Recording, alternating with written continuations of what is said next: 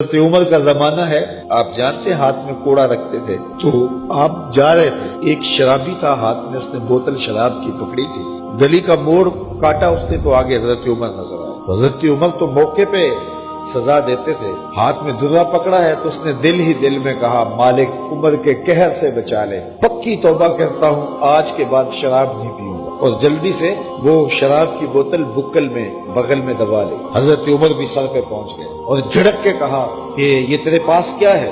تو ڈرتے ہوئے کہا حضرت سرکہ ہے۔ تو عمر سے کہا نکال، تو جب نکالا تو واقعی سرکہ ہو گیا تھا۔ جو رب شراب کو سرکے میں بدلنے پہ قادر ہے، وہ رب گناہوں کو نیکیوں میں بدلنے پہ بھی قادر ہے۔ تو اس کے در پہ کوئی آئے تو صحیح، جھولی پھیلائے تو صحیح، ہم تو مائل بکرم ہیں، کوئی سائل ہی نہیں، راہ دکھلائیں کسے راہ روے منزل ہی نہیں۔ کوئی اس کی دہلیز پہ تو آئے، اس کی چوکھٹ پہ تو آئے، بلکہ اس کی رحمتیں تو بہانے ڈھونڈتی ہیں۔ بشر حافی ایک بہت بڑے شرابی تھے اور زندگی شراب کے نشے میں دھت گزرتی تھی۔ ایک دن گلی سے گزر رہے تھے، کاغذ کا ایک ٹکڑا دیکھا، اس پہ رب کا نام لکھا تھا۔ یار بندہ گناہ گار ہو بے ادب نہ ہو، گناہ گار ہو بے ادب نہ ہو۔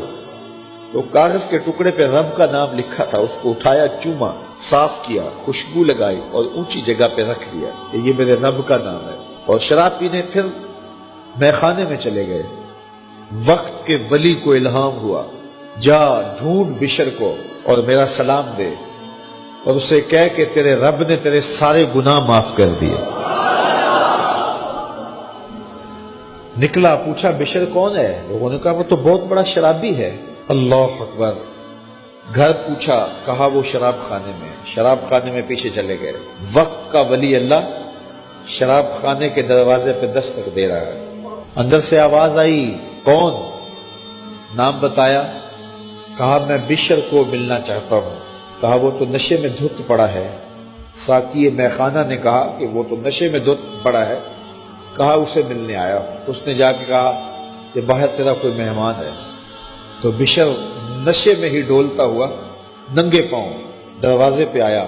اللہ کا ولی کھڑا تھا، کہا کہ تیرے رب نے تجھے سلام بھیجا ہے، تو نے اس کے نام کی قدر کی تھی اور اس نے تیرے سارے گناہ معاف کر دیے۔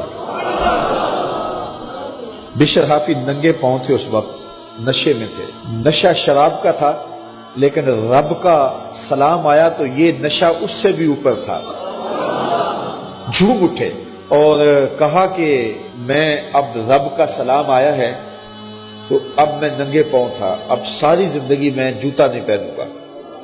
عربی میں حافی ننگے پاؤں والے کو کہتے ہیں، تو بشر حافی کو بشر حافی اس لیے کہتے ہیں کہ وہ ساری زندگی پھر برہنہ پا رہے، انہوں نے کبھی بھی جوتا نہیں پہنا تھا، زندگی بدل گئی لیکن پاؤں میں جوتے نہیں پہنتے تھے کہ میرے رب کا سندیشہ جب میرے نام آیا تھا، میری جب تقدیر بدلی تھی، میرے رب نے جب مجھے محبت نامہ بھیجا تھا، مجھے سلام بھیجا تھا، پیغام بھیجا تھا، تو میرے پاؤں میں جوتا نہیں تھا۔ تو بشر حافی جوتا نہیں پہنتے تھے، تو رب نے کرم یہ کیا کہ بشر حافی نے گھر سے مسجد میں جانے کے لیے جو راستہ اختیار کرنا ہوتا تھا، اس راستے پر جانور گوبر نہیں کیا کرتے تھے، جانور نیت نہیں کیا کرتے تھے۔ یہ بشر حافی کی گزرگاہ ہے۔